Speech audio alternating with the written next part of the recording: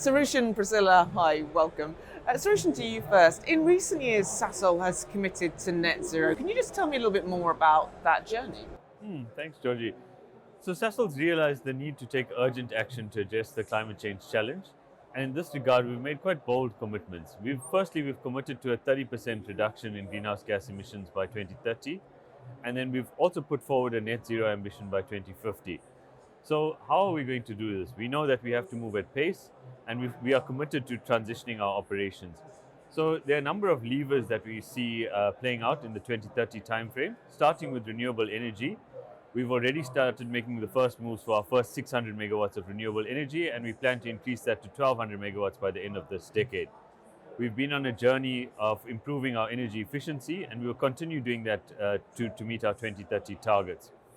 Then we are a large user of coal. So we use about 40 million tons of coal, and we want to ramp down our coal usage. So we see us cutting down our coal usage by about 25% by 2030.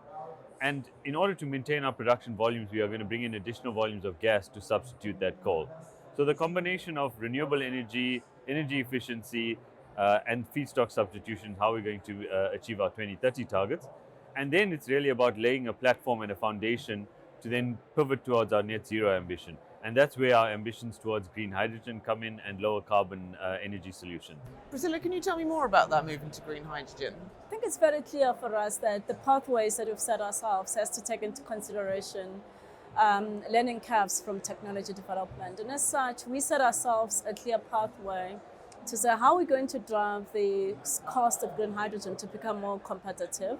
And our strategy on the low carbon solutions is actually anchored on two key businesses. One is we have to incubate the local demand so that we start understanding how we're going to support our hard to abate industries. So it's a customer-centric approach, working closely with our customers to ensure that we can start to develop the green hydrogen economy for South Africa.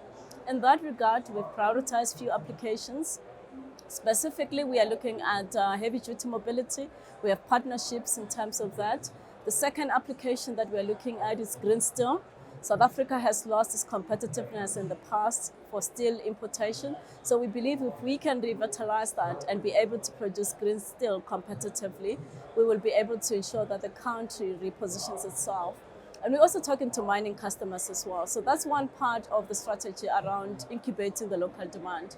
But to support that, we have to produce hydrogen at scale.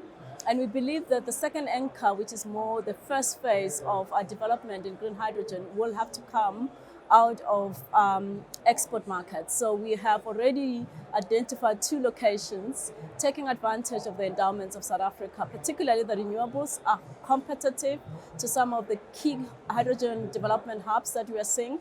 So those are the projects that I can go deeper into, but it's basically saying we have the endowments, we have land, we also have the capabilities, we have proprietary technologies such as our Fischer-Tropsch technology.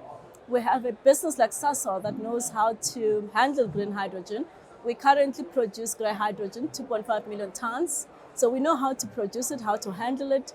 We're also transporting it to our customers. So we are the most suited supplier to lead this transition. But at the same time, we've got PGM minerals that we can usually utilize to be able to make sure that we are beneficiating those for technology development going forward. So that's the advantages of South Africa that Sasol is helping to drive with other partners at a global scale.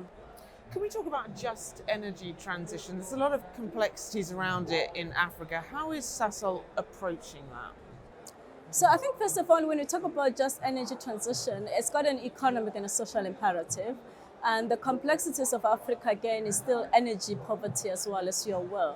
So that also makes the social imperatives even more critical for today.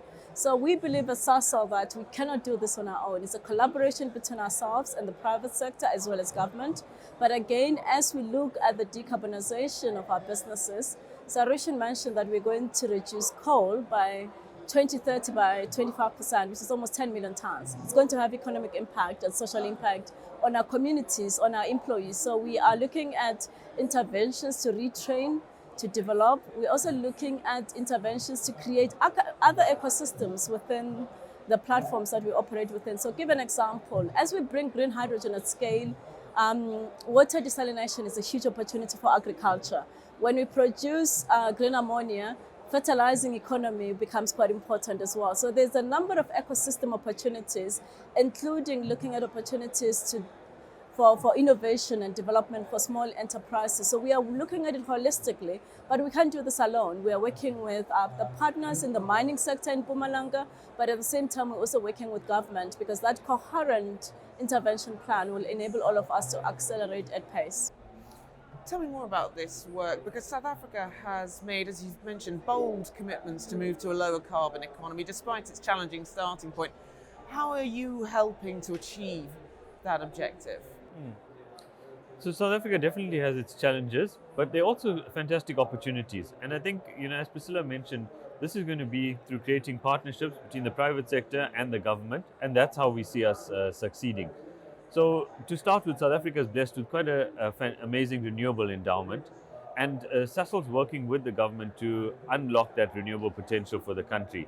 We've recently announced a project in the Northern Cape, the Bukubai Green Hydrogen Hub, which really seeks to take advantage of South Africa's renewable potential and then monetizing that, creating products like green ammonia, green methanol, that could both create jobs but also new economic opportunities for the country. Another use case that we've prioritized is green steel, and we've recently announced a partnership with ArcelorMittal to restart or to investigate the restart of the Saldanha steel plant in the Western Cape. And this will also look at catalyzing the green hydrogen industry in the Western Cape. If you bring it back to our plants in Sasolburg and Secunda, we also see the role, because when you talk the green hydrogen economy or the low carbon solutions, you're always faced with this chicken or egg dilemma. And it's here that we've decided to take a risk, and we've taken the investment decision to start South Africa's first green hydrogen project in Sasolburg. And we are hoping that will then catalyze the use of green hydrogen in South Africa. So this is how we're working with partners. We've announced a number of other partnerships, and we want to create this ecosystem in the country that then transforms us to a low carbon economy.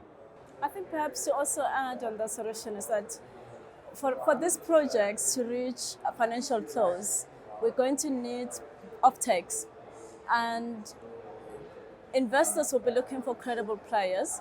But at the same time, we know that for the next decade, these projects are not necessarily going to be competitive, because most of the customers are probably going to be concerned to pay the premium. And so one of the things that we are doing as Sasol, given our credibility and our global reach, we're also then working with government to ensure that we have the right offtakes and intergovernmental partnerships to support this. At the same time, we have the capabilities that we can actually work closely with government to ensure that issues of policy, regulations, permitting are well articulated, standards that are going to be required are also well developed and informed as well. And that's the role that we're also playing beyond just our economic interest and development. Priscillah, Sarushen, thank you so much.